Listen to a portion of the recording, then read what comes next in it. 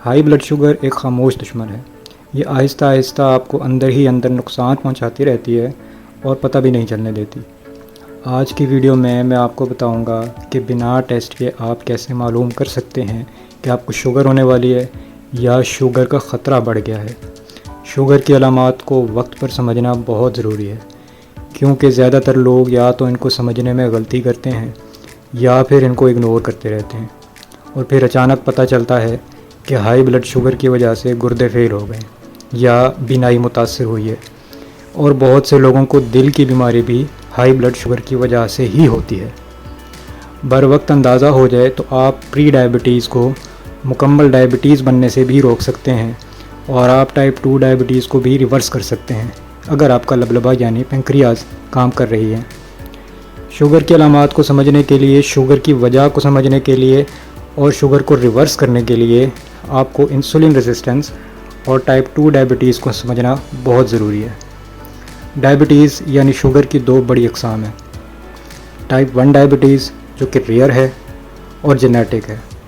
Type 2 diabetes بہت common ہے اور آج کل تو بہت عام ہوتی جا رہی ہے۔ کیوں؟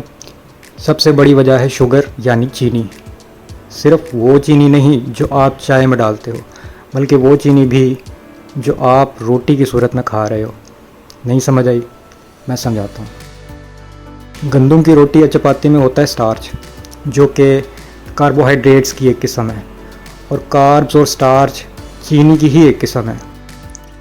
آسان الفاظ میں جب ہم روٹی کو ہضم کرتے ہیں تو یہ سٹارچز ایک قسم کی شوگر میں کنورٹ ہو جاتے ہیں، جسے آپ گلوکوز کے نام سے بھی جانتے ہوں گے۔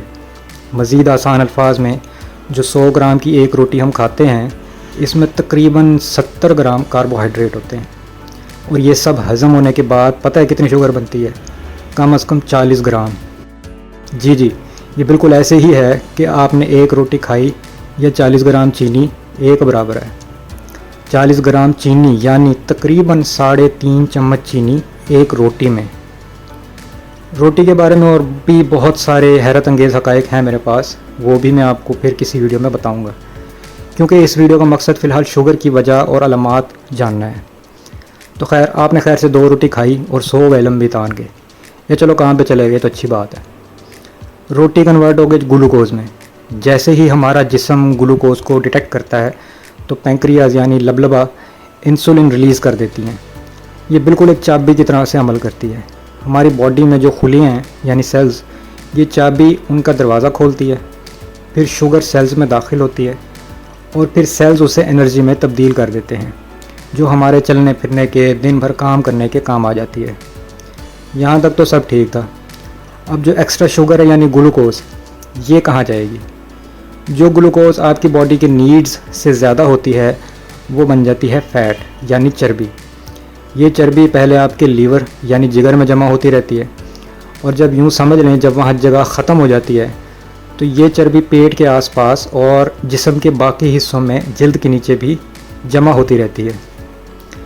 یہاں تک بھی بات ٹھیک ہے، جتنی روٹی کھائی کھا لی، باقی آپ کے جسم نے برے وقت کے لیے فیٹ کی صورت میں سیو کر لی، تاکہ جب آپ بھوکے ہوں تو وہ چربی استعمال ہو جائے۔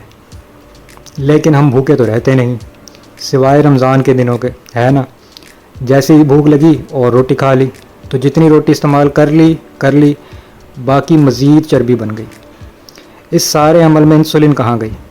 تو بھائی جب آپ کے جسم میں چربی اکٹھی ہو رہی تھی، سمجھ لیں اسی وقت انسولین ریزسٹنس بھی ڈیولپ ہو رہی تھی۔ کیسے؟ جب زیادہ بارش آتا ہے تو زیادہ پانی آتا ہے نا؟ تو جب زیادہ روٹی آتا ہے تو زیادہ گلوکوز بھی بنتا ہے، اور جب زیادہ گلوکوز بنتی ہے تو زیادہ انسولین بھی ریلیز ہوتی ہے۔ جب بار بار ہمارے خون میں گلوکوز کی مقدار بڑھتی ہے، پھر بار بار انسولین کی مقدار بڑھتی ہے، تو ہمارے سیلز جنہوں نے وہ انسولین استعمال کر کے گلوکوز سے توانائی بنانی تھی، وہ اس کے ایک طرح سے عادی ہو جاتے ہیں۔ یعنی یوں سمجھ لیں کہ وہ سیلز جو کچھ عرصہ پہلے تک تھوڑی سی انسولین سے بھی کھل جاتے تھے، ان کا دروازہ کھولنے کے لیے اب ان کو پہلے سے زیادہ انسولین چاہیے ہوگی۔ اس سارے عمل کو کہتے ہیں انسولین ریزسٹنس۔ اس میں ایکٹیویٹی کا بھی عمل دخل ہے۔ جو لوگ فزیکلی ایکٹیو رہتے ہیں ان میں انسولین ریزسٹنس اور ڈائبٹیز کا خطرہ کم رہتا ہے، اور آپ غور کر کے دیکھ لیں، ڈائبٹیز انہی لوگوں میں آپ کو زیادہ نظر آئے گی جو ریٹائر ہو گئے ہیں، سکون سے گھر میں بیٹھے ہیں اور ورزش نہیں کر رہے۔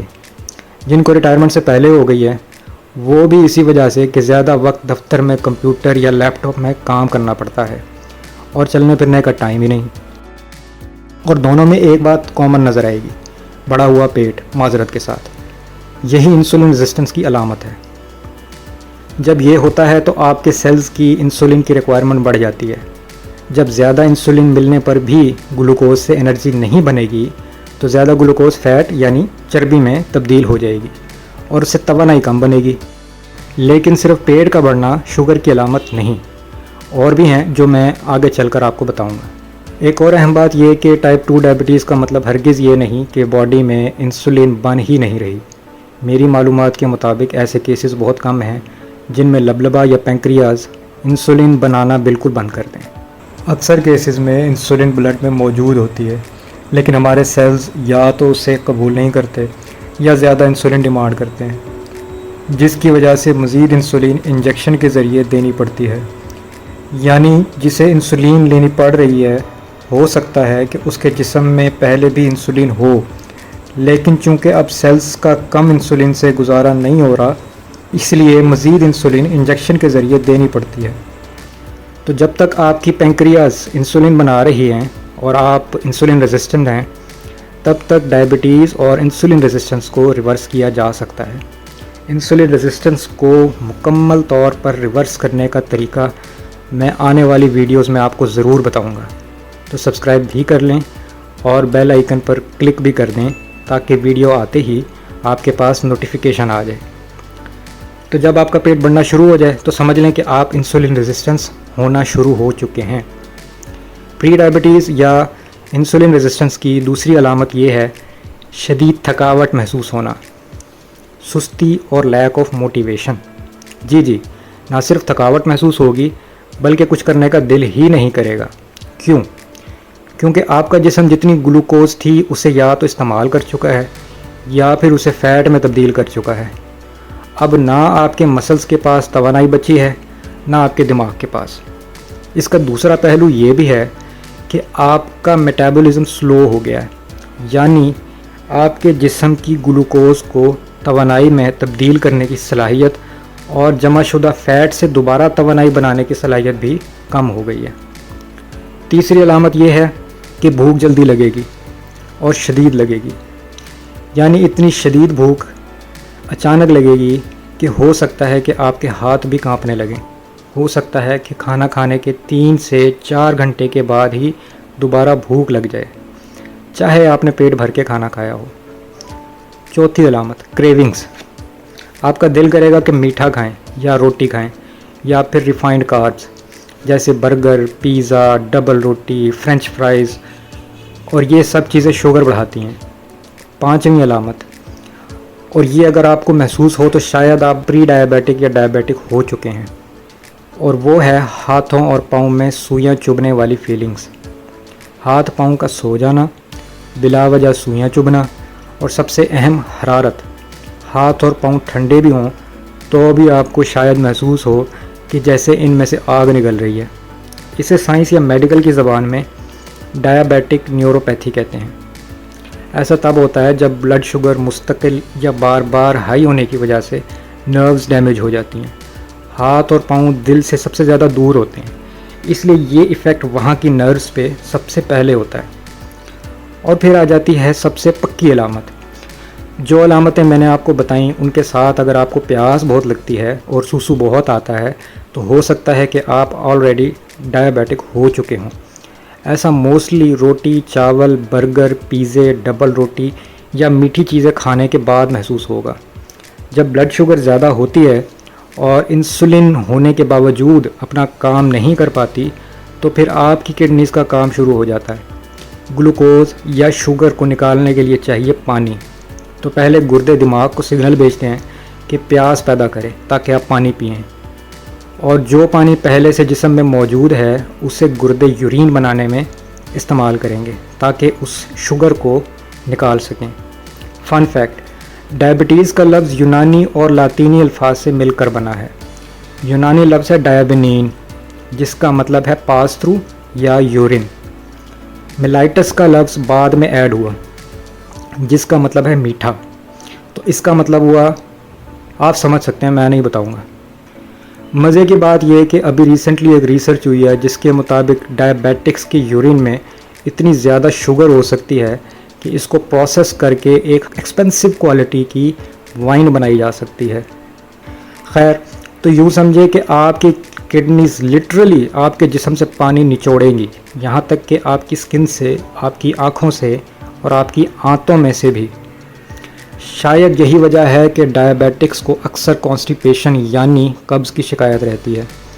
اس کے علاوہ نظر کا مسئلہ اور یہاں تک کہ ایجنگ یعنی تیزی سے عمر کا گھٹنا، وقت سے پہلے چہرے پہ جھریاں آ جانا اور کمزوری وغیرہ۔ اگلی ایپیسوڈ میں آپ کو بتاؤں گا انسولین ریزسٹنس اور ٹائپ 2 ڈائبٹیز کو ریورس کرنے کا طریقہ۔ جاتے جاتے میں ضرور بتاتا چلوں کہ میں ڈاکٹر نہیں ہوں، میرا کام ہے آپ کو آپ کی صحت سے متعلق معلومات دینا اور کیسے زندگی میں چھوٹی چھوٹی تبدیلیاں بڑی بڑی بیماریوں کو روک سکتی ہیں اور بعض اوقات علاج بھی کر سکتی ہیں۔ اور یقین جانیے، میں جدید تحقیق کے مطابق جو معلومات میں آپ کو دوں گا وہ شاید آپ کو آپ کا ڈاکٹر بھی نہ بتائے۔ میں بہت سے well known US related health channels کے لیے بھی کام کر چکا ہوں۔ میری ساری باتیں سائنس اور ریسرچ بیسڈ ہوں گی، کسی برانڈ کی پروموشن کے لیے بھی نہیں اور نہ ہی اپنے ذاتی فائدے کے لیے۔ تو میرے ساتھ رہیے گا کیونکہ میں بڑے بڑے رازوں سے پردہ اٹھانے والا ہوں آنے والی ایپیسوڈز میں۔ ٹیک کیئر، فی امان اللہ۔